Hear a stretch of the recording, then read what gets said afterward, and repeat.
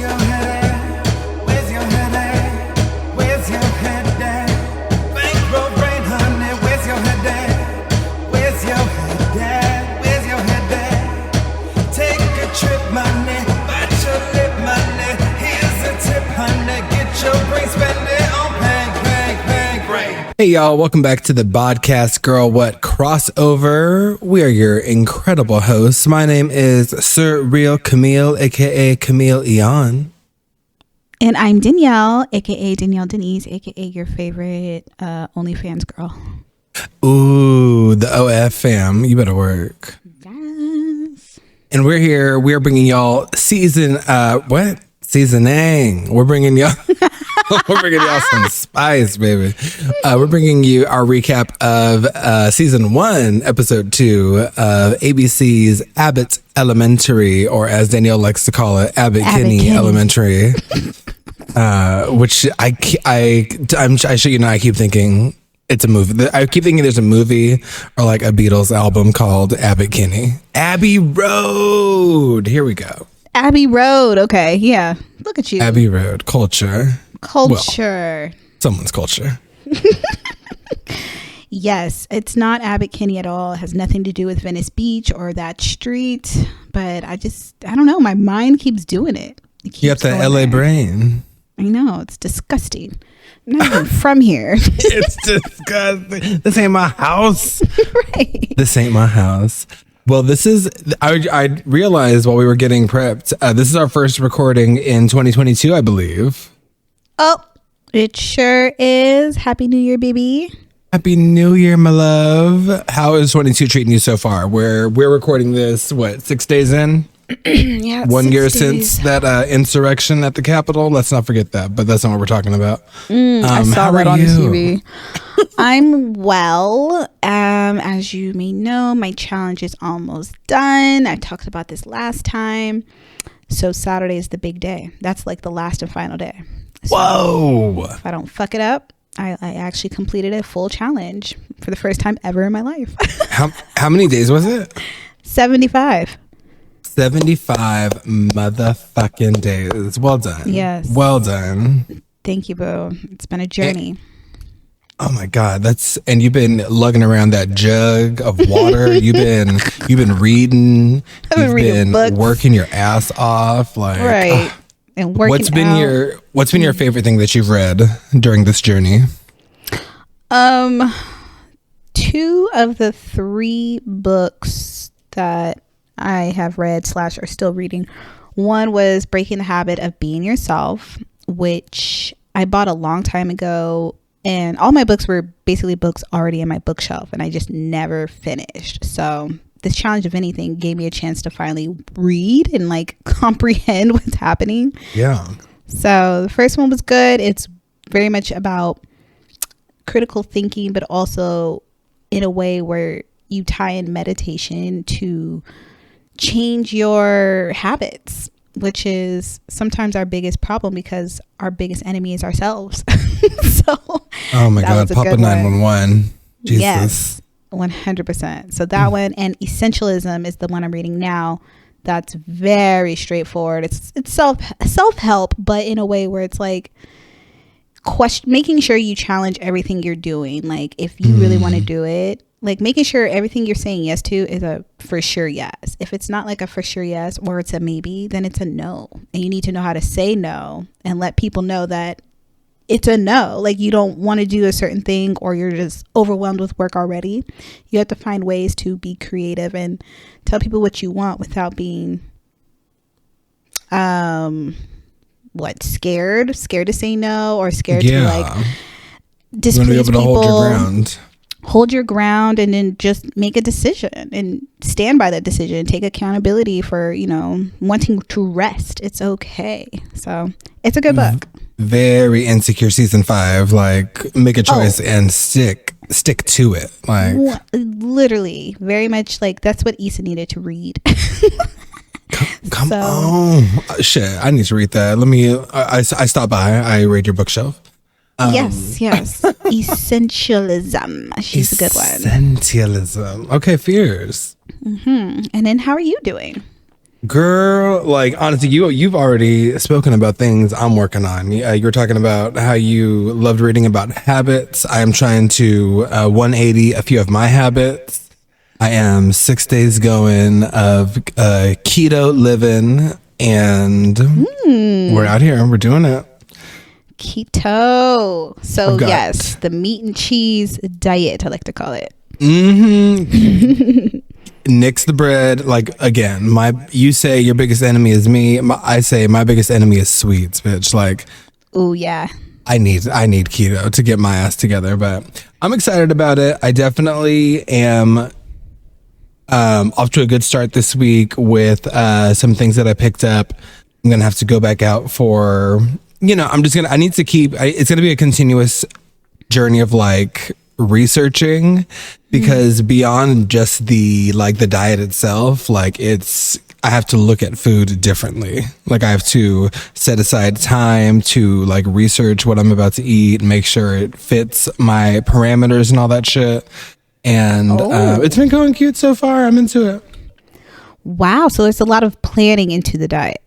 Yeah, just because it's not like until I like establish like some staples for myself with keto, like it's going to be a continual process of just like learning, because I will get bored with specific foods and all that shit. So I have to, be ready to almost like plan shit out in advance. And I'm actually thinking about doing some meal prep streams on Twitch once I end my little hiatus this month.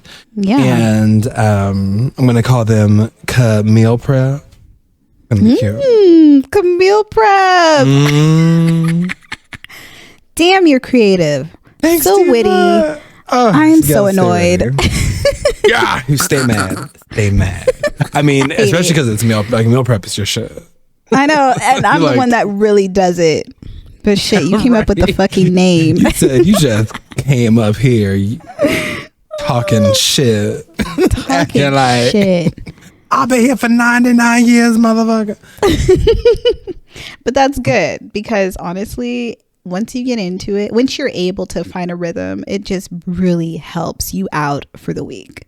Yes. Like, tremendously. You won't, I mean, if you're anything like me, like once you make food that much, you don't want to waste it usually. Absolutely not. You're like, fuck, I spent the money, I spent the time, I gotta eat this shit. Now, if it's nasty, it's gonna make it harder. But, trial and error, you'll figure it out. 100%. I've got some plant-based vegetable protein coming in tomorrow that I'm gonna figure out like how to fuck around with that, add it to other things to like, make the meals feel more substantial. So it's a lot of learning, but I'm excited about it.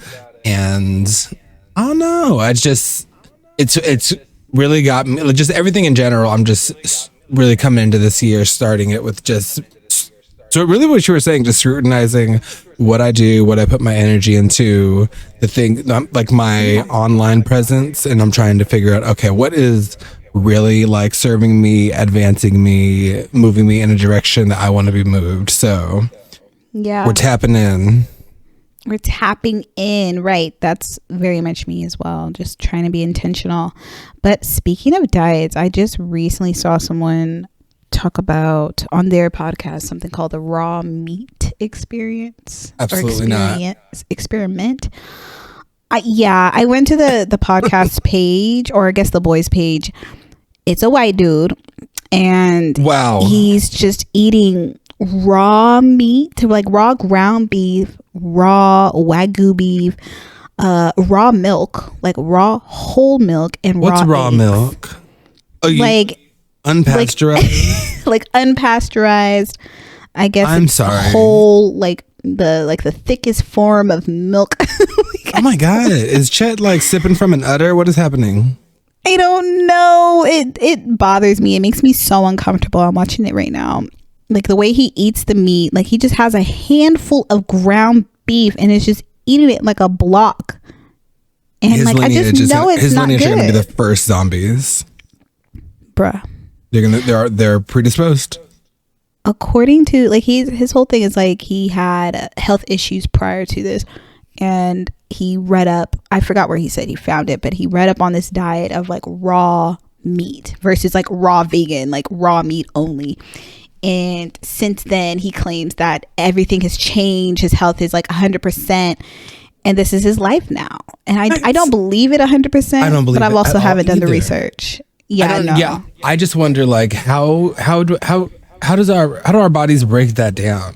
Because I will say I have my old roommate would like always bring fish home at our old apartment because his dad and his uncle were big into fishing and shit. And some of it was sushi grade, some of it was not.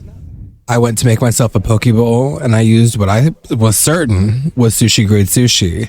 It was not sushi grade, but I ate that motherfucker raw. And I found out later that it was not sushi grade fish, but I was fine. Okay. So I'm like, good. yeah, right. I was like, ooh, the suspense. Right. We'll see what happens in the next 24 hours. Ooh. But yeah, I just don't know what that does to a body, like over time, or to a human body. I mean, like, was he like working his way up to eating raw meat? Like, were you changing your diet steadily? I don't fucking know. I don't know either. Like, I know you can eat it raw. Like, there's beef tartare, and that's basically raw meat with like a raw cracked egg in the middle of it. But I don't. That's the thing with social media too. I don't know if he's really doing this every fucking day. Like, you can think he is, but me, I don't think he is. There's no way. To me, it just sounds nuts. And the taste, raw meat is not that good. Yeah. Are you happy? That's another question. This is barbaric. I can't. So I don't know. I've heard of the carnivorous diet where you eat pretty much only meat, but them motherfuckers be cooking that meat. So this is not my gospel, and I don't want it to be. But is that what paleo is? Wait, what's paleo? I have no idea. Yeah, there's so many diets, and I've heard there's a caveman diet, and I don't remember what that is either. That's gonna be just like anything you can plunder, like meat and plants. Would cave people eat plants? I don't know. I don't know either.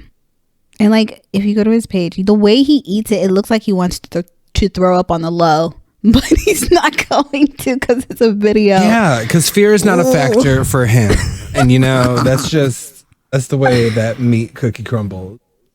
Like, he even eats raw cow liver. Like, all right, I'm through. Let me stop looking at this. Like, Lady Gaga could be wearing that, you son of a bitch. What are you doing? Yeah, wear the meat. Don't eat it raw. On. Make it make sense to me. Make it make sense. But yeah, that's our updates for today. Meat dresses and all this other bullshit. Meat dresses, eating meat, reading books, and starting diets. That's what's going on. But yes, let's get into this Abbott Elementary. Abbott Kinney Elementary. Yes, Abbott Kinney. We're on season 1, episode 2. Yes. Light bulb. Real straightforward with the title. Real straightforward. Tell me it's the first season of a show without telling me it's the first season of a show.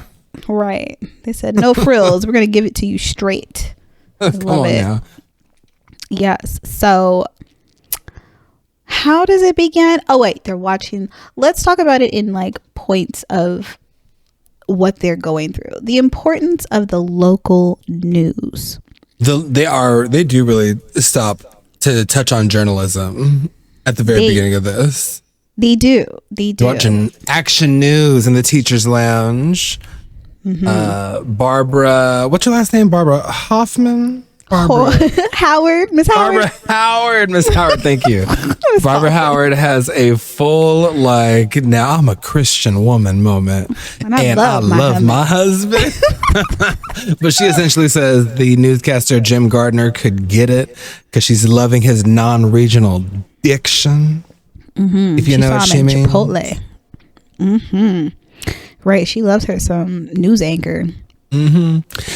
What I loved about that scene, it felt a little nostalgic too, because as a kid growing up, we definitely had the news on while we were getting ready. All the time. Yeah. So it felt like, you're trying to stay in the know while rushing to school because you're always late. It's great. It's a good time. So I'd love to know that teachers are doing the same thing on the inside of the school property. Oh, 100%. I love all of this like teachership because like this has been like different angles of my life and like and just work in the past like 6 years for me. So just this whole like the news thing, just all their banter, the dynamic they have with one another. It's feeling correct to me. Oh, absolutely. Right. Because, Miss Howard is watching it for the news anchor. Jacob is over here talking about how important local journalism is, nerding out. Right. Local journalism. And then you have the janitor coming in talking about, I love when they're watching the news so I can tell them my plans for the day. Because he's basically telling everybody, hey, I'm about to go take off work and go fishing. But nobody's paying him no mind, which is perfect. So he can like get in and get out. And he's so full of shit. Like, so you're telling me you really need to wait for the news to be on? Like you could just as easily not say shit and tell them you said shit at this point. So this janitor is like a hilarious little shit stirrer behind the scenes. I kind of get what he was doing. It's like saying, well, I told y'all, you just weren't hearing me. Yeah, it's great. But getting that alibi together. Getting it together. Yeah, he knows what's up. He's an elderly janitor guy. So he's like, oh, I know what to do. I know how to get my way. So that was his escape plan. Exactly. And then just as I noticed that we did not have Janine in the room during this action news moment, they cut to outside of the school where we see Tariq dropping off his girlfriend of 10 years, by the way, at the school. So Danielle, what did you think of rap god Tariq? Well, I had wrote down Miss T has a Jody ass boyfriend. And I mean like Jody and Yvette from Baby Boy. Baby Boy. It's the Taraji for me. It's the Taraji because the way she got out the car and he just like hopped over the little seat divider to sit in the front seat. I was like, oh hell no. The fact that he couldn't even get out, open the door, give a hug, give it like ciao. Nothing. And he's a rapper. I was so Oh, he's been a rapper since they started dating in high school, mama. And he is talented. And he's viral. Talented. He's gone viral multiple times. And yeah, Janine does a whole lot of good girlfriending. And ooh, child, I hope she stops.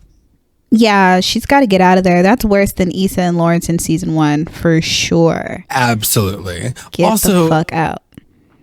I was like, okay, he's not even gonna give her a kiss goodbye. But then I was like, don't kiss this man. What's going on with this? With these teeth? A little singular gold tooth. Thank bothered you. Me. I didn't know it was gold for a second. I was like, what is going on right there? It's like looked like he dips his teeth into a fucking Twix and then changed his mind. Ew. Yeah, it's all bad. I'm not feeling him. And you can tell she's a little bit bothered because she's asking him to check the budget. And he's like, yeah, I will when I get home. I'm not listening right now. I don't wake up until noon. It's 8.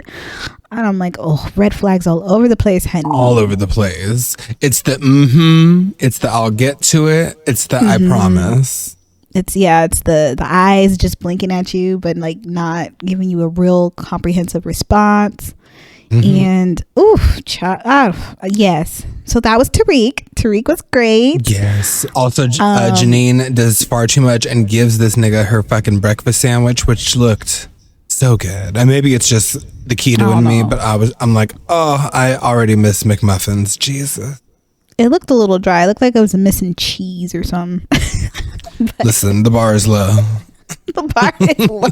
I too would eat. Listen, with not having dairy right now, I would have ate that the same way. So I'm not even mad. But also in the distance, you see the substitute teacher, Greg, looking at her and just like eyeing the nigga in the car like, what the fuck is this? Like you can tell he's like, oh no, he ain't shit. Oh yeah. He ain't shit. And I'm sure he didn't even hear the conversation. He can just see him and see the interaction and just be like, this queen, this education queen deserves far more than anything this motherfucker could be bringing to the table. He squinted his eyes like, I could fight him. I think I could take him. Right.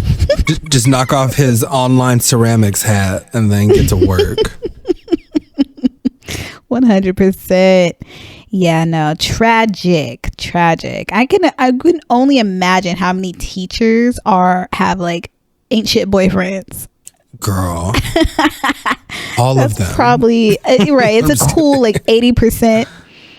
Or you're married like Miss Howard. You know, there's no, you got to pick a lane. Exactly. There's very little middle ground. I'm a unicorn in these places because I'm single gay, and I laugh in the face of do you want children? I cackle in its face unprofessionally. You just say my students are my children. What do you mean? But you know who she did not make me want children at all, but the cutest little girl named Melina, we cut to the inside of the school, and little girl is freaking out because the lights are flickering. It looks like a scene out of Silent Hill, and she's just scared to get to class. So our lovely savior Janine pulls up. She checks in on her, and the episode's called Light Bulb. This is what this episode is about. It is the shitty lighting from a shitty budget from a shitty city that is not doing the work to keep people, or just keep the lights on in this place so these little kids can just learn comfortably. The bare necessities, literally. Reading so in the dark, like you know how shitty their eyesight will be if they're just posted up here reading in under flickering lights for weeks on end. Yeah, that was so heartbreaking. Like if that was something that was going on in my school, it'd be kind of sad. Like, yeah, what is going on? We can't get proper electricity in this bitch. Not even this. Like, pay a bill, Ava. And we really see that this is like, there is no urgency about this. Janine goes to the janitor who should be the one to do it. He says, I'm not the electrician. He says, I'll get to it. And, Melissa, our Sicilian teacher, is, first of all, just focused on her branzino, which is some Italian dish or a Sicilian dish. I do not know what, but. The branzino. Branzino's good. Have you had it before? What is branzino? I mean, it's fish, but it's cooked like that, how she had it in a pan, like a whole fish. So when you order it, you usually get the whole thing. And it is really good at a couple of different places I've had it at. So, but I would say it's a white fish. It doesn't have much flavor to it as itself. It's usually the seasonings and stuff that they put around it. I see. Well, keep an eye on that fish. Like, don't bring that shit to school. Like, what the fuck? I was so perplexed. I would have been pissed off as a teacher. Like, think about any workspace period. Like, I didn't even think remember about one that. time. Oh yeah, I actually made a bullet point. Like, bringing stinky food to work is not the jam, and I've been guilty. Yes. Oh, I've fully brought curry to work. I don't give a shit. I brought tuna to work. Curry. Tuna's not bad. Salmon isn't bad, but I brought what's that one fish? It's a rockfish, but what's the other name? Snapper. That was stupid. I don't know why I did that. Stank ass snapper. You are trifling. Oh my God. People were so mad and they didn't know it was me. So I just kind of snitched on myself because they were just getting louder. They're like, who did that? And I was like, it was me. I'm so sorry, y'all. I stand up in it, mama. Right. If you're going to yell at me, but I'm going to eat the snapper. I don't know what the fuck to tell you about it. It's getting ate. I'll eat it outside though. I'll eat it on the roof. Out of your way, but the smell's already, like, the damage is done once you microwave it, so it's like it has filled the vicinity. Don't know what to tell you about it. It's who we are now. We all had snapper together, clearly. Shit. Yeah, all bad. But yeah, we see that Janine is the only one that has urgency about any of this shit. We're focused on food. Barbara just says, we need to focus on what is in our control. Principal Ava pulls up, retweeting something that Barbara said, saying, I know that's right. And she is so funny in this character. I forgot what Jacob said, but he said something about the political state. I don't know what the state of something politically, and she He gets fully on his does the soapbox. Yeah. nerd. Right. Like fully just did the cough nerd to one of her staff members, and I love Ava so much. Like, she's not a principal. I think she forgets or she don't care. She's just like, yeah. What you said, Barbara, that's a great idea. I wonder who's gonna fix that. Like, that's how she talks. Oh yeah, she's 100% the epitome of someone who shows up to the job for the check. Yeah. And there are those working in schools, even though that is not the place to do that shit. Yes, exactly. And if anything, this is why I love Miss Howard, because she's so like calm and patient, because she's so seasoned, but also like so like I will say pessimistic in a way, because she's like, I just know nothing will get done. She's a realist. She's a realist. Like, she knows who the principal is, she knows what school district she works for, and the things that never get solved, all the issues that go on. So she's just like, listen, let's just work with what we got. That's it. And she really has that, just I like what you said, that seasoned, very poised like presence, and she is just the rock of this cast, and I think we really see it this episode even more than the first. Yeah, like, she's definitely the foundation, while Miss T is just losing it because she wants to really like satisfy probably her job. Well, she's also like projecting because she's having issues with her boyfriend. But oh yeah, you can also tell like she just really cares about these kids, and she just wants to make sure they're in a safe space, they have everything they need. And she's so young and new to the game that she's just kind of fucking it up. Oh yeah, she's giving big Naruto energy this episode, where you mean well, you're loud, you're the first one to move, and you're gonna make sure everyone knows it, but you're gonna fuck up. Yeah, play as fuck up. Fuck up. But Shout out to Dede. A side effect of playing the game is losing. Yeah. 100%, because Miss T takes it upon herself to try to fix this electrical issue.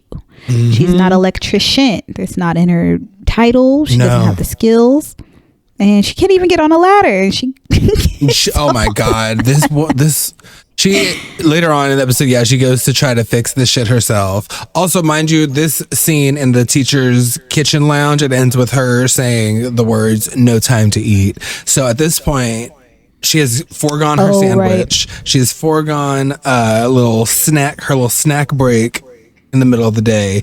And as somebody who works in schools, from that start time to that end time, you do not play with not eating, because you will pop off on a child if you do not have nourishment in your ass. So, that intermittent fasting shit, it don't work. I can't wait till noon to eat if I'm working at school. Oh, yeah. I feel like in any circumstance, eating is so essential to just getting through the day. Yeah. Like, good luck with fast. I mean, if you're fasting, that's a whole nother thing. You're mentally prepared. But if you just kind of go through your day and you're like experiencing burnout or, those hangry symptoms where you're just kind of like flying off the handle, you need to eat. Check in with yourself. Like, damn, when's the last time I ate? Usually that's the problem solver right there.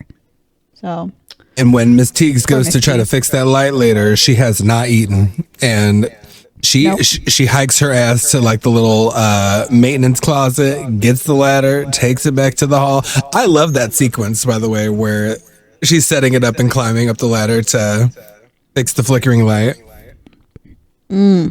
She is just queen with the facial expressions and the timing of them. She was on a roll. Like, she was very determined.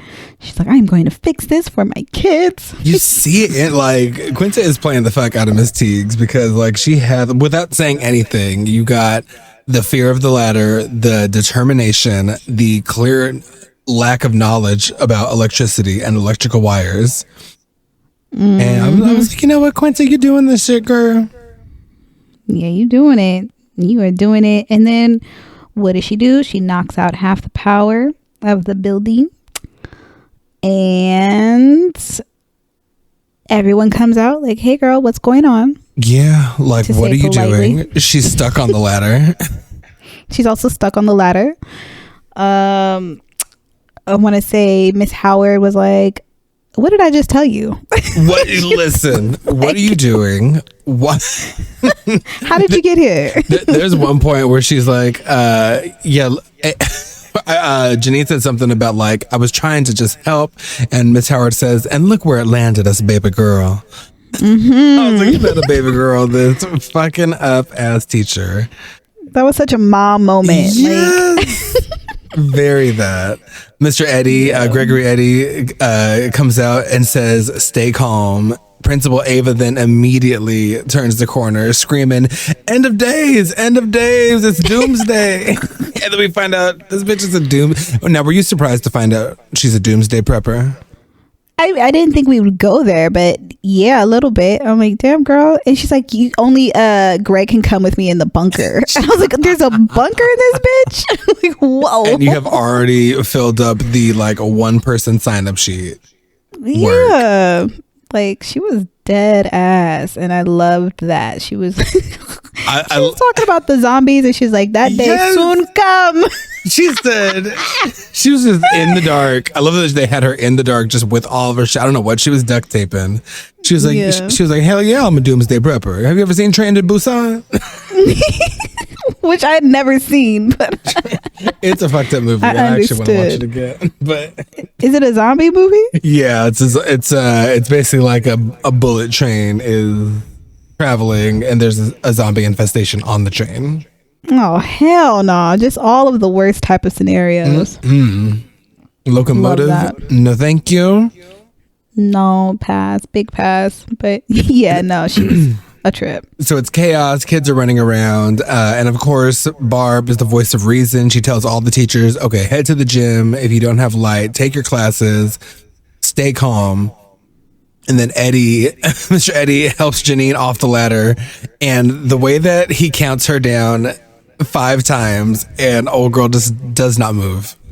She's like, did anything happen? He's like, no. Let's try it again.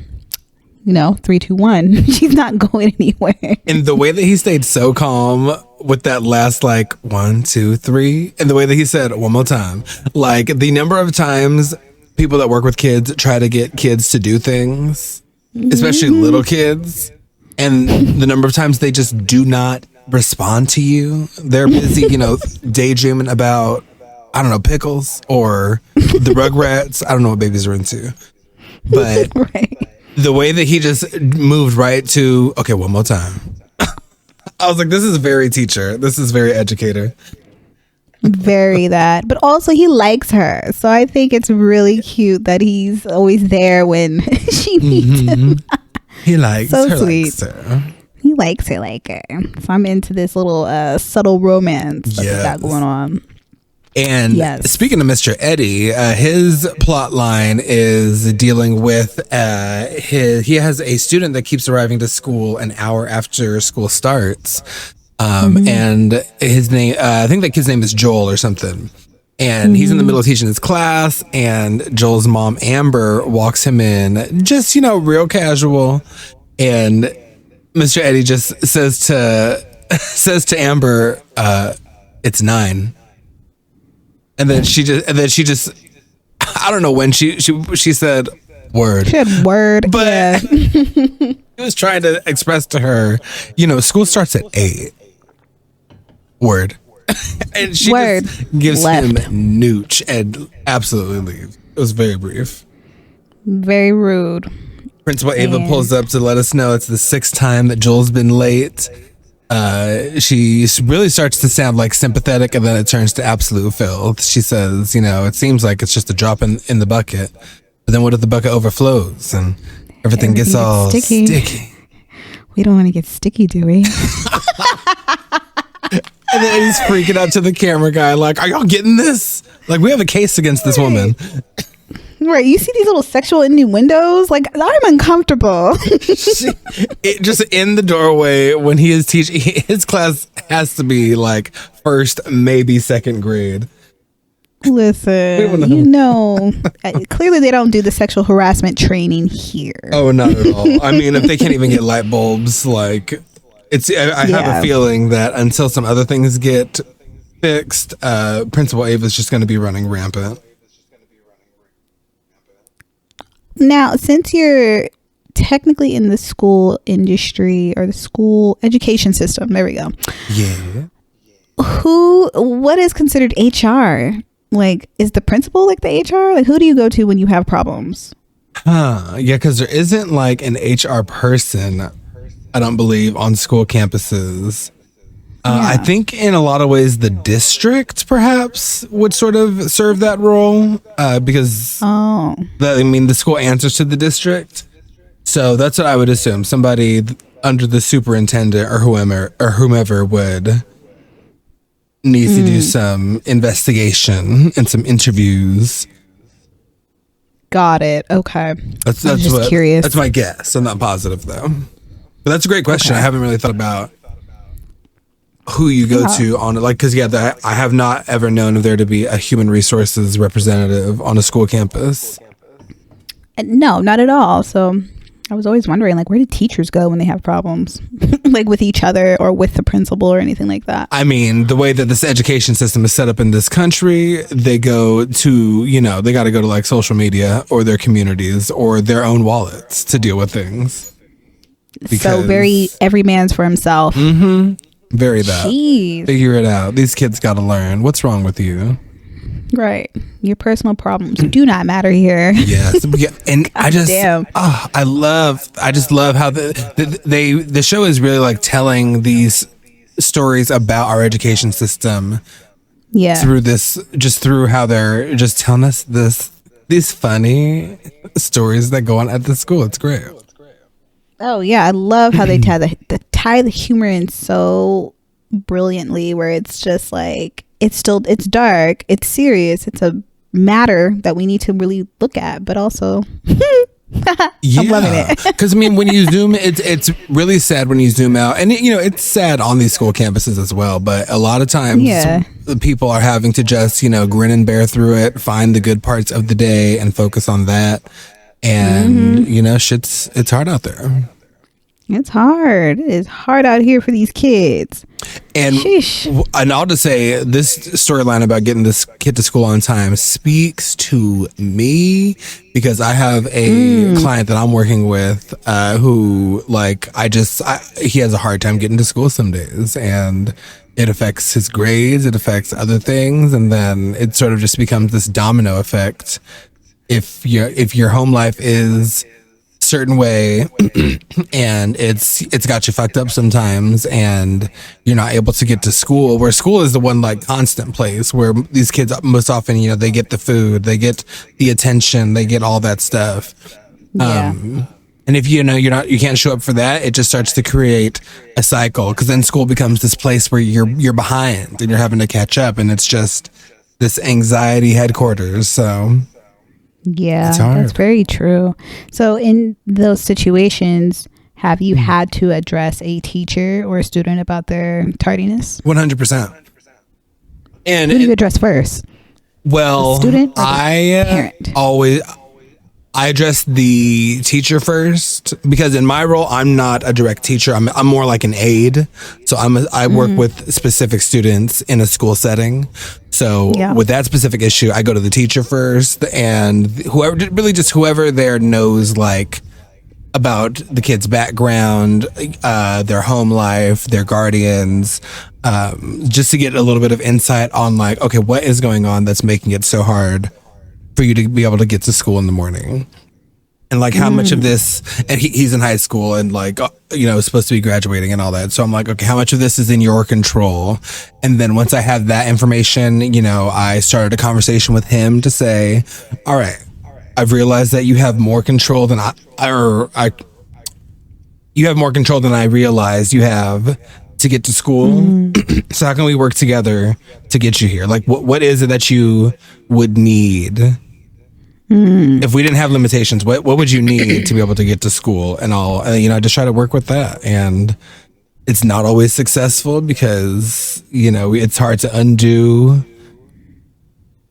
habits and it's hard to undo a way of thinking. But, you know, we need people out here working with these kids and trying to get down to the problem, get down to the root of the problem. The root. Well, you're doing the Lord's work. So I'll say that. You're doing the Lord's work. You are helping these kids just try to get their education as best as they possibly can. So thanks, Diva. I am. I'm trying. I love that. Yeah. So, yeah, that's basically Greg Eady. Is it Mr. Eady? Mr. Eddie. Eddie. Okay. Gregory. Two first names. Gregory Eddie. I love that. Come on, Greg. Yes. So that's his issue at the moment. And he goes to Miss Howard. First, he was trying to go to Miss T, but he was low-key just checking her out. Let's be honest. And then, right. But he was like, oh, she just raiding the janitor's closet? All right, I'm going to let her do her. Right. And then Miss Howard just catches him staring, and then he's asking Miss Howard, like, how do I handle this student? And I just love Miss Howard because she just never answers anybody straight. It's never a straight answer. She's giving, first she makes him sit down in the children's chair to address this problem. To establish dominance. Gregory Eddie also is like, he's a great counterpart to Janine's to Quentin's character Janine, because they both are just so good at the reaction faces. Like, you just see it all over their face. Oh, you want me to sit in this little kid chair? Okay, sure. He's at least 6'2", and you want him to like drop ass all the way to the bottom of the earth to be able to sit in this chair. Bent. Right? He was like in a squat position. Like, is he about to give birth in this chair? What are we doing? But he did it. I just love that he respected her enough to do it and then addressed whatever he was about to talk about. That's Shirley motherfucking Ralph. I'm gonna sit in that chair. You know what I'm saying? I will find a way. A legend. Absolutely. You gotta respect the queens, okay? So in this 90s ass haircut wig. Oh, this wig is epic. This is a very teacher-esque haircut slash wig. I feel like more teachers wear wigs now than anything. Yes, this is if anything, she looks like a Barbara Howard. So this role is fitting like a glove. Yes. So so he's addressing the issue with a certain student. Miss Howard knows of the student and says, you know what, come with me at lunch to get my nails done and we could talk there. And I just love how Gregory was like, oh, I was just going to eat my lunch in the car. Girl. And she was like, well, you can bring your little Nissan sandwich with you.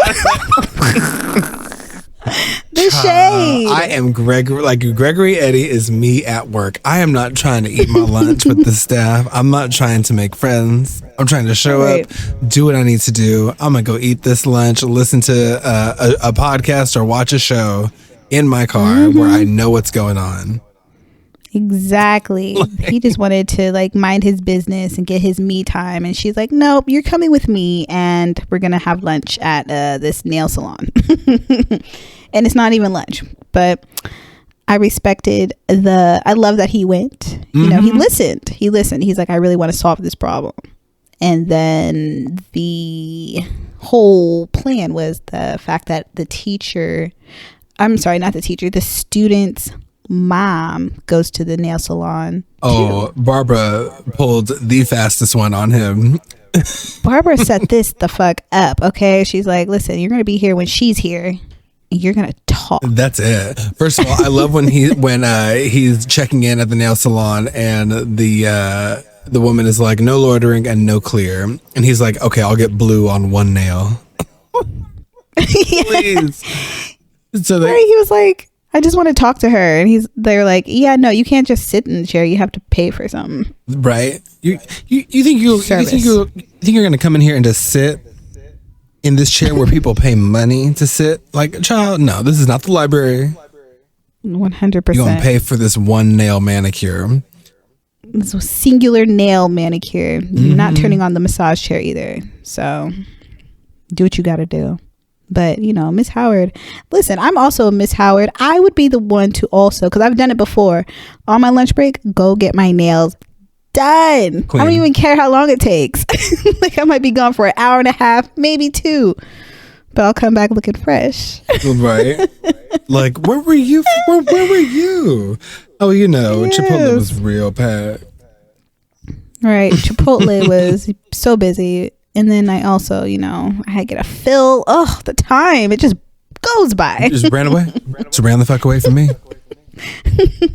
But yeah, so Amber walks into the salon. Barb said, I didn't tell her to come here, but I do know she comes here every 2 weeks. And Amber goes, "Hey, Miss Howard." And Barb goes, "Hey, Amber." And then she gets sat down, and I don't even know what was said. I think she said, ain't you my son's teacher?" But I don't know what was said, but Amber, of course, ends it by saying, "Word." Oh, right. Because she's like, "Oh, you're getting your nails done." Word. First, I thought she said weird. I was about to laugh even harder. Like, damn. She was like checking out this young black man getting a manicure, which honestly, I love that reaction. Word. Like, you better. Right. Word. It's a great response. Everybody it's get your nails done. My business. Yeah. I'm not mad at the boys getting their nails done. They're really doing it nowadays. I've seen it. They're getting designs and shit. I'm like, damn, you spending more than me on a design. Like a flat coat. That's it. But, shout out to the boys.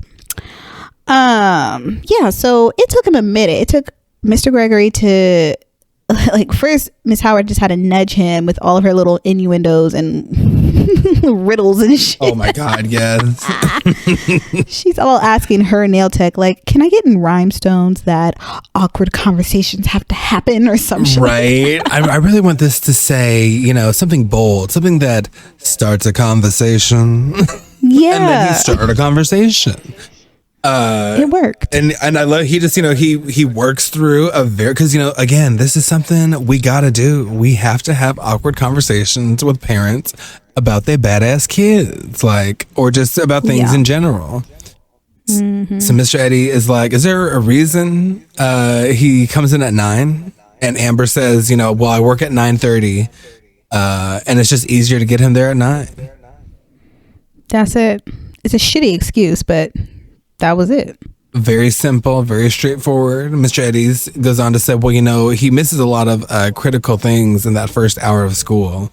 By then we're on to reading, arithmetic, all this shit. And Amber's like, oh, hold up. You mean y'all ain't just playing with blocks and shit? Right. And Eddie had to lay out the damn syllabus for old girl to be like, no, he is coming to a school where he is not in kindergarten. He is not in preschool. He is in the 1st or 2nd grade, and he is actually learning real things, and it's more than just cursive, diva. So can we get here at 8?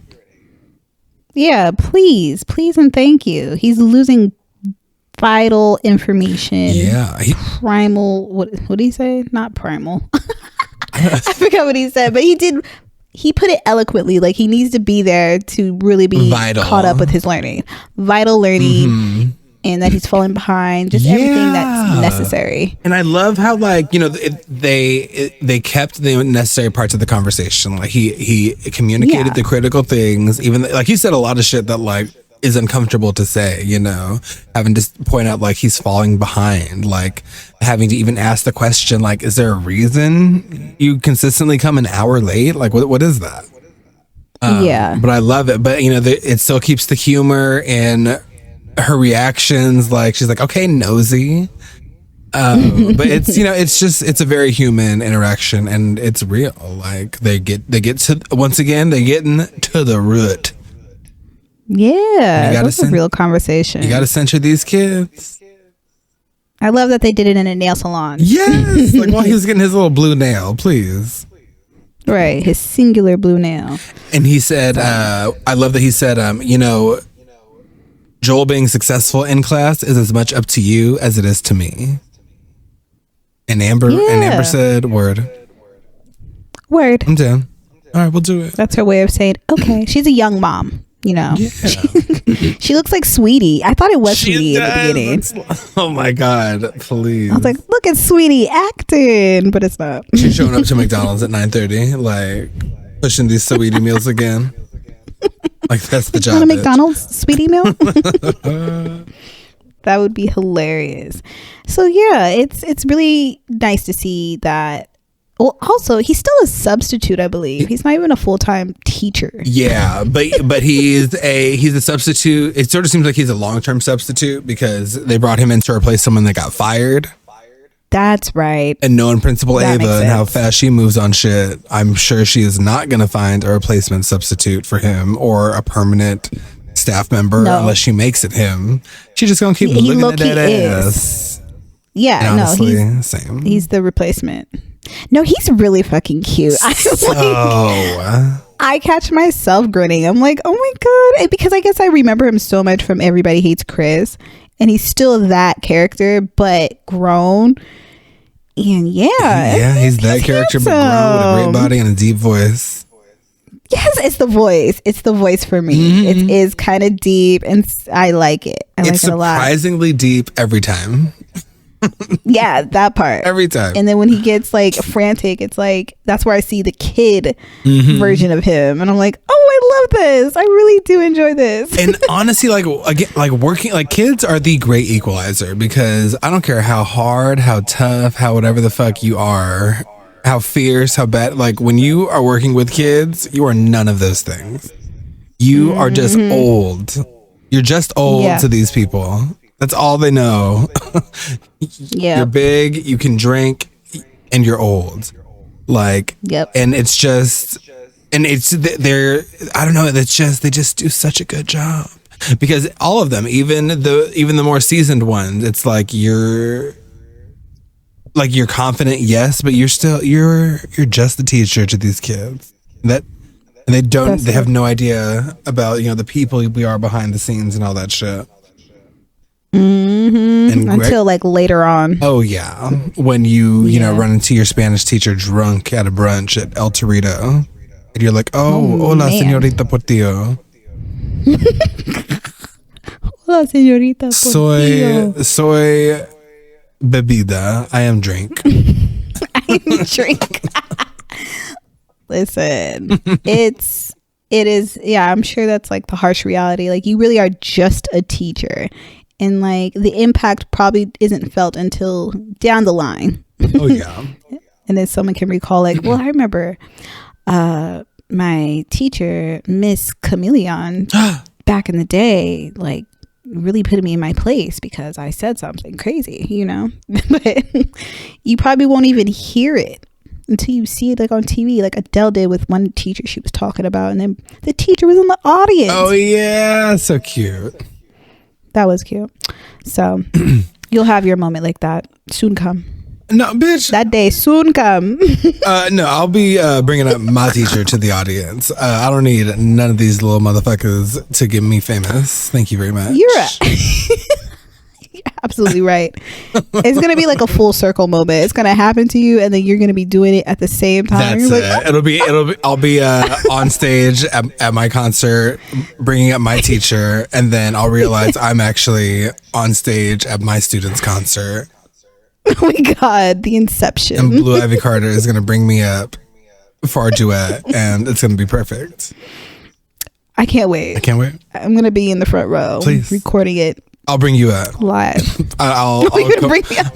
my 60-day challenge teacher. That class, wild. I'm gonna come up there with a pageant wave, like, oh my God, you guys. Oh my God. Hello, hi. I didn't know this was happening in a full ball gown and sash. Right. But since I'm here, please give me the microphone. Don't be rude. I'm a guest, bitch. Right. I'm a guest here. Jesus. But yes, so go ahead. While they were at the nail salon, they did cut over to give us a quick update on more shit that went down because of Janine's need to fix things and provide needs to the children. This is where she went too far, though. Like, it was like she could have killed herself. Too far entire. This is the circuit breaker, right? Yeah, she goes in Her and Jacob.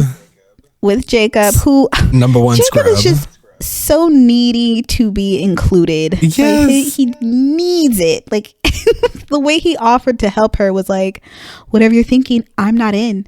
And she was like, I didn't even include you. And he's like, well, in that case, I'm in because you need somebody there with you or some shit. And it's so endearing. It's sweet, but it's also annoying. Oh, it's like that person that just always wants to tag along, and they didn't even ask them to be there. But he's so important because if he wasn't there, then Miss Teagues would be the Jacob of this school, and that's not a good look for her. That's true. That's true. She's a step up from him. So baby step. Prior to lunch, though, Janine did tell the Melissa and Barb that she was gonna stay and help. Again, she's skipping lunch, so this is now the third time she's skipped out on food. She lets her know that she's gonna stay and help the lunch ladies, and Melissa's like, "They don't like you." And then it cuts to interviewing one of the lunch ladies, and they're like, "Yeah, she's just unsanitary sometimes. She's always coming around saying hello." That was funny. I thought they were about to say like unnecessary or something. But she said unsanitary. She said unsanitary. Like her even being here. She is dirty. It's dirty. She is just dirty in the lunchroom. The nerve. But yeah. Yeah, that was funny. But yeah, so Jacob tags along, and then at one point we do also get a cut of. Okay, well, here's what happens. They get to the circuit breaker room. They're fucking around with things. And then while they're fucking around with stuff, they cut over to Ava. Ava's watching some show called Flip It or Ship It on her laptop. And I guess there's a point in the episode where the people decide if they're going to flip it or if they're going to ship it. So it sounds like they're coming up on that moment. We cut back to the circuit breaker room. And I don't know what Janine did, but there was a spark. And the entire school loses all power. The AC goes out. And then we go back to Ava, and the power goes out on Flip It or Ship It. And she lets out a scream like she lost a fucking child. It was lovely. Like, no! Oh, she was pissed. But she was also like scared. I think it's like a combo of both because, you know, she's in the bunker still thinking everything's about to collapse. Just waiting for the end of days anyway. She really thought she'd be able to find out the exciting conclusion to Flip It or Ship It before Walking Dead started. Right, before Doomsday, but alas, the tragedy.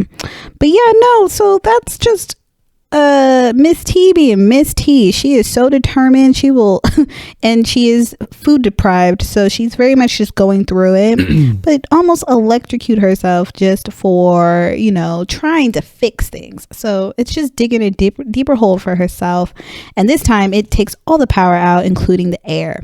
They also mentioned real early in the episode that this is February and they're going through a heat wave, which sounds is nuts. this school? It's supposed to be in Philly, so I'm so confused. Oh, yeah. Like, do they have hot days like we do? Philadelphia, February, where the AC is out. That doesn't quite mesh together for me. But how hot is it in February? How hot is it in Philly today? Like, I do investigate. I'm pretty sure it's like -3. Like, I don't see it being any hotter than that. Like, I don't think a whole lot is going to change by freaking February. No, I just watched a video of somebody busting their ass on their stairs because there's ice. Girl, it is snowing in Philadelphia. It is. You know what temperature it is? It is 0 degrees. Well, shit, I said -3, so I was close. It was on point. Well, you know what? Yeah. We'll see what it's looking like in February and see if a heat wave is possible. But I have a feeling that snow in January does not lead to a heat wave in February. But yeah, no. Who knows? If it did, then yeah, that's truly a concern, I would say. Like, granted, global warming, which is something Jacob did mention. I think that's why Ava called him a nerd too. Sure did. But all of that, yeah, if that really was happening, yeah, we should probably like be concerned. Like, the end of days is real and we should be in the bunker with the principal. Yes. So. Like, if anything, it should have just been the power went out and it's cold. Like, the heat is off. What are we talking about? Yeah, they should have went that direction, but I'm not mad. Yes, I'm not mad. I'm not I understand either. what they're trying to do. Yeah. I'm just confused. I'm just confused, right? It could definitely happen in Cali. Like, we could have a hot day in February. Oh, sure could.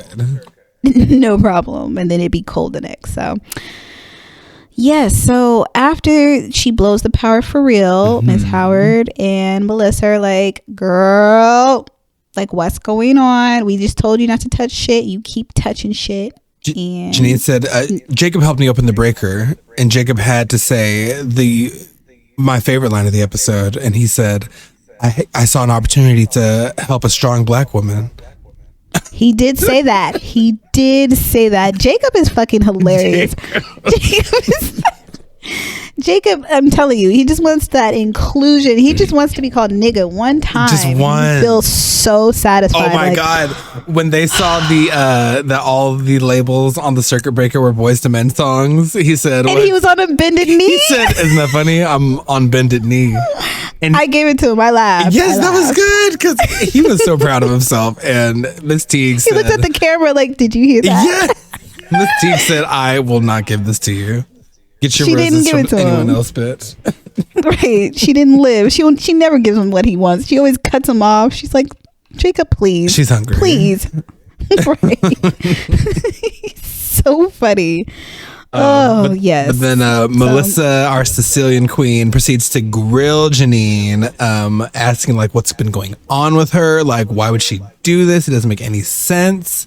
And then we find out, and then I guess, well, we've already known, but the other teachers find out that she hasn't eaten all day, and she seems like she's starting to get ready to pass out.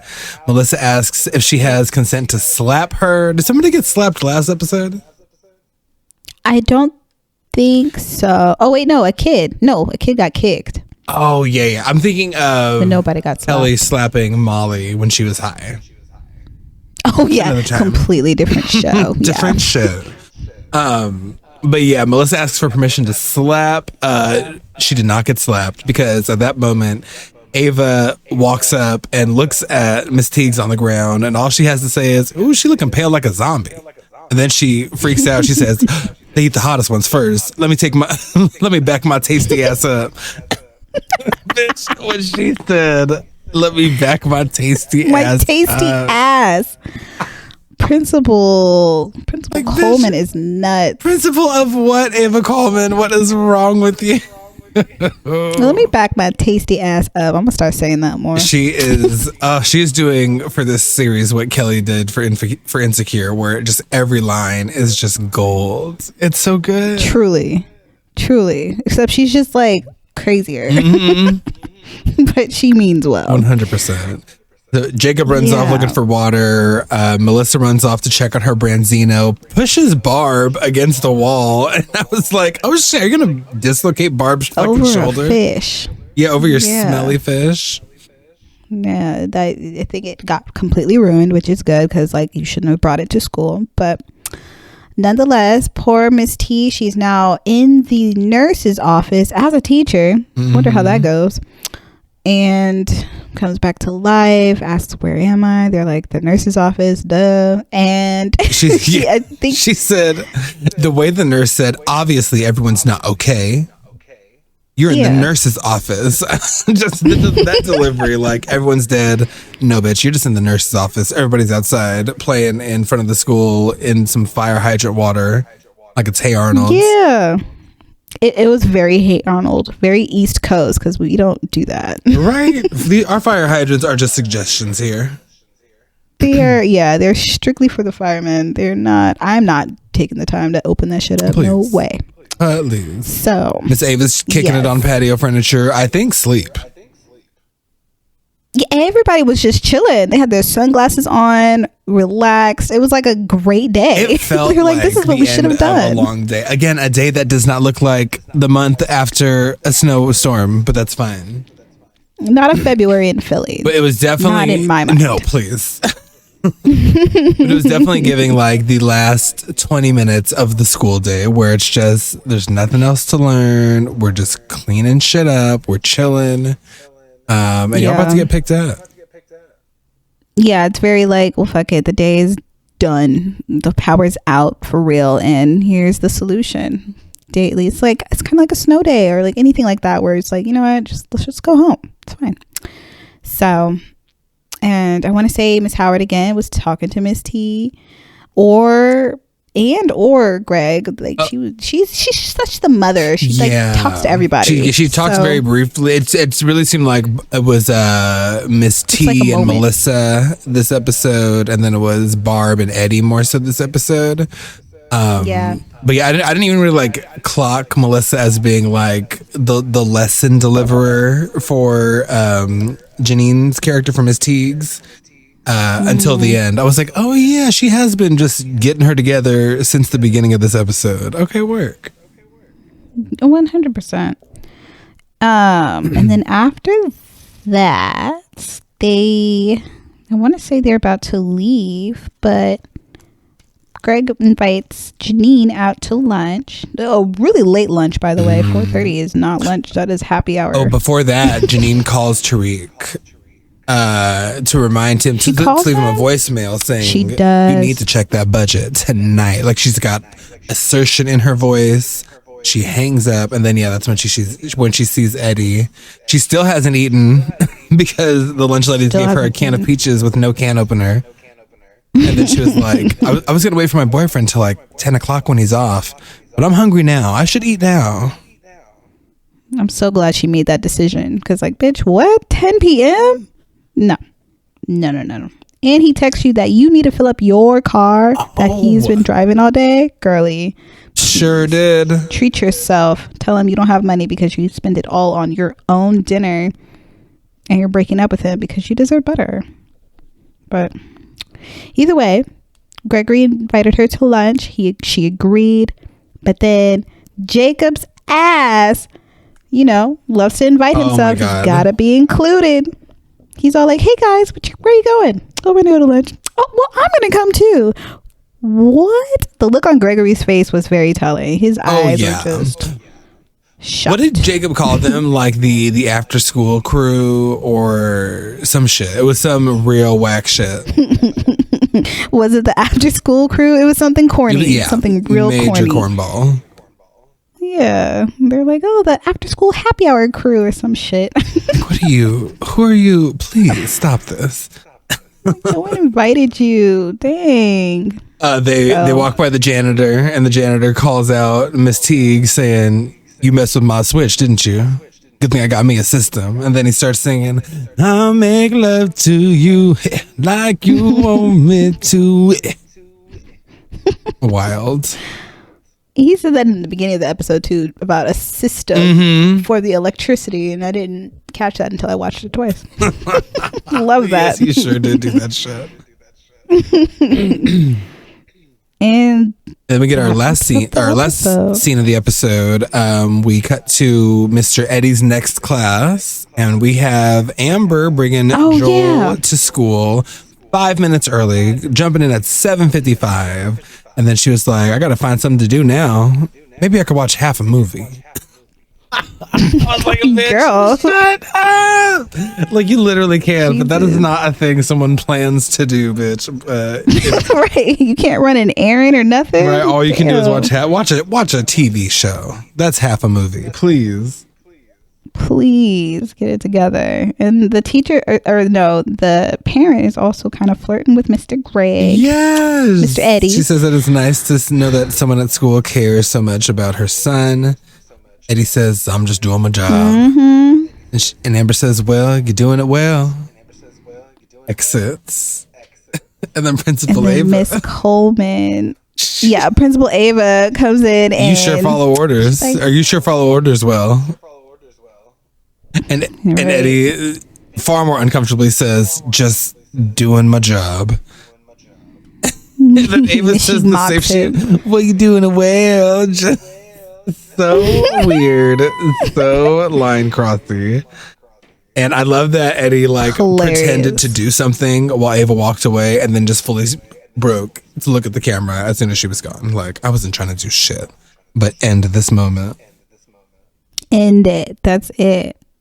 And that wraps up the episode. It does. What a good one. 22 minutes. This show is so packed. It's so much going on, but it's so witty, so quick. And it doesn't feel like too much either. Like, I don't realize how many scenes happen till I go back through to think about what to talk about. Right. yeah, no, it's great.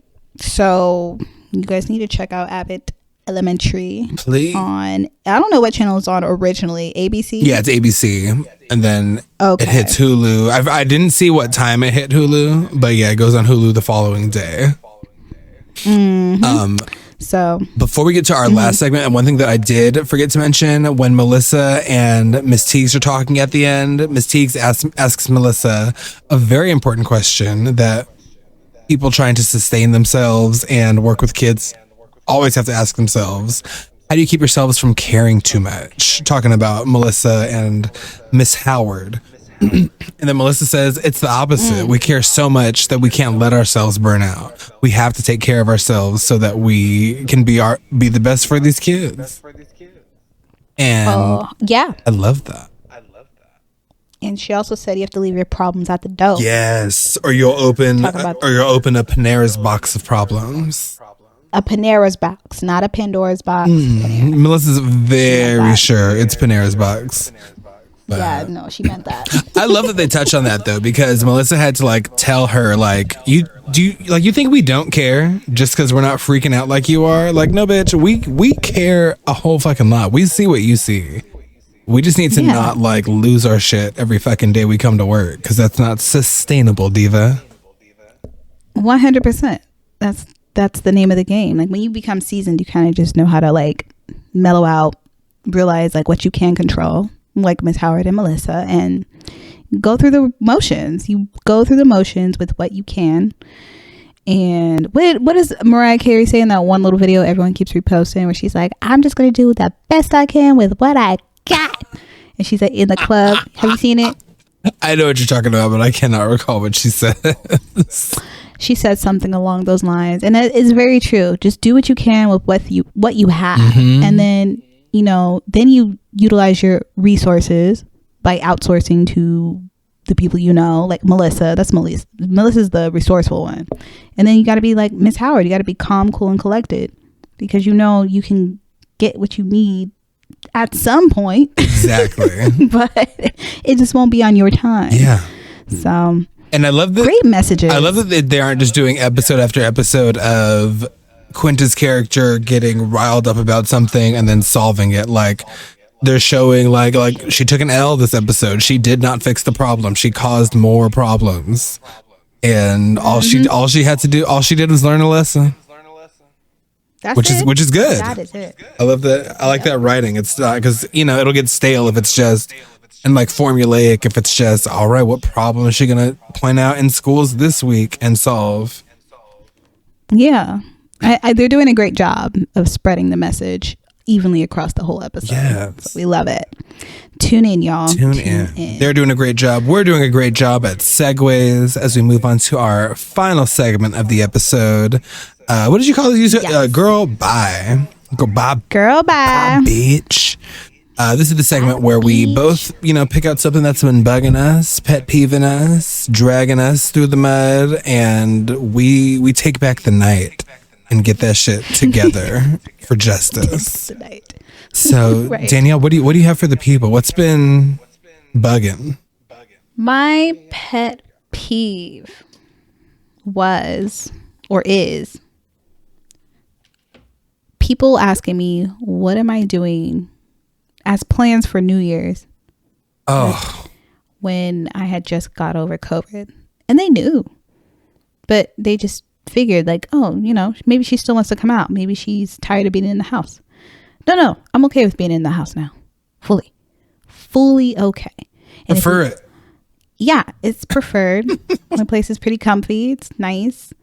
But like I am cool with going out to, let's say, an Airbnb if that's what you want to do. Like I do want to do a cabin thing, but even then it's going to be small and intimate and not a lot of people. But it just goes to show that people don't give a fuck. They don't give a fuck about this pandemic. It is so sad. Not at all. So sad. But yeah, I've already complained about this last episode too, so I'm not going to get too deep, but it was just so funny to get so many like WYD for NYE. I was like, nothing, clean my apartment, maybe read. I don't know. Right? Like continuing to be COVID free, hopefully. Yeah, exactly. I had a friend get it right before New Year's, and I was like, see. And I know they don't do nothing. People be wanting you to be on like day 11 or, you know, whatever, like the next day after your quarantine is like, okay, girl, it's time, get out here. And it's like, okay, do we have to push it for everything? Yeah, we truly don't. If anything, the getting COVID just slowed me down a little bit. It just lets me know, like, you know what, it's okay. It's okay to just sit here. You don't have to do everything in every moment, every day. So it was really, it was just like eye-opening about like what you need to take in for yourself, having those moments alone. Some people, and I think that's another thing, some people are not comfortable being alone. And I feel like that's a little more sad than it sounds. I understand you want to be out and about, but like if you really can't sit with yourself, then there's something deeper going on. You might want to address that. So. Oh yeah, I've had that realization multiple times over the years, and I hate that. You know, it's a very uncomfortable realization to have, but I mean, you gotta learn how to like you, diva, enough to be able to sit with yourself. You have to, especially if you are single and you want to date and you want serious companionship, then you have to be able to know yourself first. What do you like? Why can't, and then really ask yourself why you can't be alone. Like what is it that makes it feel so uncomfortable? So those little questions you do need to ask yourself, because it's all about you at the end of the day. And you need to be happy, comfortable in your own skin in order to be in a situation with someone else and be in their space, and then know how to adjust and communicate what you need from them and know how to provide for them. So it all ties into each other at the end of the day. Like all this from my pet peeve of people asking me about COVID, but come on, sermon. Yeah, like it's all connected. So just know how to learn how to be alone, happy alone, and I think you'll be all right. You'll be able to understand people who can stay in the house for long periods of time. Like true honestly, introvert. Yes. Like it's like what you were saying at the beginning, you know, it's important to scrutinize your choices. Scrutinize your choices. Yes. What about you, Camille? Well, Danielle, you might have heard that on on December 31st, 2021, the icon legend Betty White vacated the planet. And this is not, my pet peeve it's not about Betty. It's not about passing personally. And it's not even about people mourning it. If you were sad by Betty's passing, then like that's a very natural reaction. I did tweet that day saying that I have a hard time feeling sad when someone makes it to an age like 99 and passes. And it's not that I want them to be gone. It's just you lived a full life. Like, I don't know what you missed out on. Nothing. So rock it out. Good for you. Like, work. Congratulations on making it farther than a whole lot of motherfuckers in this life. My petty peeve is to all of the people that both got Betty White trending on at least a weekly basis for months, years, moons, and then went on to like not know what to do with themselves when Betty passed. Like, listen, y'all, be sad, but don't be surprised. Don't be surprised. She's 90. She was 99. Yeah. That's near the end of life for pretty much anyone who is 99. Yeah. You left.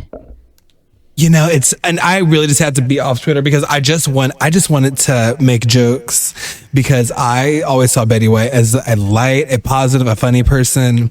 And it seemed like I do not think that she willed her passing, but it is funny to think that Betty saw all these people in the world playing with her name and playing with her trending on shit and having so much stake in her making it another 18 days.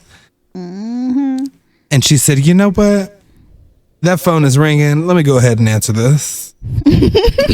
You know, and I just think it's more ironic than anything. So it's just a weird little like comedic moment from the universe, as far as I'm concerned.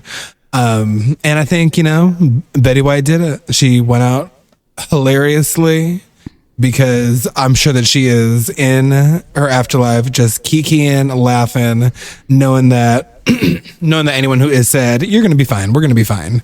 But we need to stop. Let's live our lives and stop putting so much focus on hoping somebody else doesn't do what naturally happens. Yeah. I never loved those little jokes on Twitter or those memes that would be made up saying like breaking news with Betty's picture and thinking they're killing her off. And then, yeah, she's out here like, well, okay, I'm going to go now. So yes, eat shit, y'all. Like, please, like, should be trending, and you go to click on it, and the entirety of the posts are just people being like, "Oh, I thought someone died. I saw this person trending. I thought they died." And it's like, happening all the time. And it's just so boring. It's weird. Like no, just do. We could do anything else. We could really do anything else with our time. Truly, that's placing bets. It is. Yeah. How many people are 90? You know what's a trip? R.I.P. Betty. Because it's also like she was talented. I don't know if she came from money, but she was talented. She was beloved, and she was a white woman. Yeah. Of course, she's gonna make it to 99. What you talking about? Of course. Most protected community. But she lived like a wholesome life, you know, like I would say she got along with everybody. I read somewhere that she stuck up for Black people on one of those shows back in the day. Can't confirm the source, but if that's true, that's dope. You know, she's one of the ally white people. She's a good one. She's a Hannah, not a Becky. A Hannah. Shout out to Amanda Seales. Is that what she calls them, Hannahs? Yeah, she calls the good whites. There's white women, Karens, and women who happen to be white, Hannahs. That's how okay. Amanda I like Seales that. Approaches it. Yes, that sounds like something. I want to say I've heard that on her podcast, so that makes sense. Yes, so Betty, a true delight. She really extended across decades and generations of TV, movies, and all things entertainment. Yeah. So, and I love that she has a star. She's had a star. So, you know, she's sealed into the Hollywood Walk of Fame. So, yeah, I've been rewatching some old Golden Girls episodes, and some of the lines are like so interesting but cryptic. Like they were talking about one that had to do with death and just how much they support each other, and how they'll always be there for each other. And Betty said, "Well, what happens when there's only one of us left?" And she was the last one left, and I was like, "Ooh, bitch, chills, haunting." Chills. Listen, I think her first line, like on season 1, episode 1, it had something to do with death, like her very first line, and I was like, wild. Damn, that is pretty crazy. But that just goes to show, like, I do feel like at a certain age, especially up in the 90s, you know when you're ready. Or you really make that decision. Like, you know what? This right here, I'm sure she saw enough. This pandemic is enough for me to be like, I'm going to pull the plug. I think I'm done here. And she did y'all a courtesy of doing that shit in 2021. So you need to find some other reason to say that your 2022 is ruined. So, some other shit got to happen to ruin that, but it ain't going to be Betty. You ain't going to be slandering her name saying that she ruined your year by dying. Right before New Year's, she probably reflected, wrote in her journal. She's like, you know what? This is enough. I know it's not my birthday. I'm not 100, but I'm mentally like ready. we don't have to do this no more. Yeah, I do wonder like what it was like. Did she go in her? Because they didn't really release anything. I don't think she was like sick or anything like that. But I'm like, did she go in her sleep? I like, read natural causes. Was she? Yeah. So which again, 99. Like things start shutting down. Yeah. My great granddad passed when he was 105. And I remember we all kind of knew this was like the last year of his life. We kind of all felt it at the same time, because it was like he was ready. Like he was like, everything was basically shutting down on him. He's just like, let me go. Just let me go. Was there something about 105, or was it sort of like you guys had just been preparing for years? I think we it was already prepared as far as like anything afterlife or after the burial process and everything was already set up from jump. And that was his doing, and everything else was basically just him just rocking it out. Because like even at his 100th birthday, you can just tell he was slowing down, and his health was slowing down. Everything was basically breaking down. He needed a catheter and just all these other aids just to maneuver. And he was just tired. Like he was always grumpy and just in a bad mood until like certain relatives came around. Like me, I was like the golden relative. Everyone loved me. It still does. But yeah, I'm the gift. But you know, just talking to him, he's like, well, I can't see anymore. Someone has to feed me. I have a catheter. Like he just listed all these problems, and I'm like, miserable. I understand, and I'm pretty sure like I wasn't there when he did pass, but it was very much like we all understood. It was sad, but it was just like 105, bro. I don't know if I want to live that long. That's like I don't care to live that long for real. If I do, cool, but if I'm miserable, pull my plug. Just pull. Like, I don't want to be here miserable. So, because where's the enjoyment? Let me get to the other side. Let me see what's over there. Let me see what's happening. There could be a good party I'm missing on the other side. Listen, like the jury is out on what goes down in the post. So, like in this moment, I'm like, you know, I don't want it to happen soon, but I'm like, whatever happens, go motherfucking happen. Let's see what's good, or let's not. Who knows? Right. Nobody really knows what's on the other side of that fence. So, but we know what's on the other side of. Bad segue. I was trying to segue into the end of the episode. I was suspensed. I was like, what?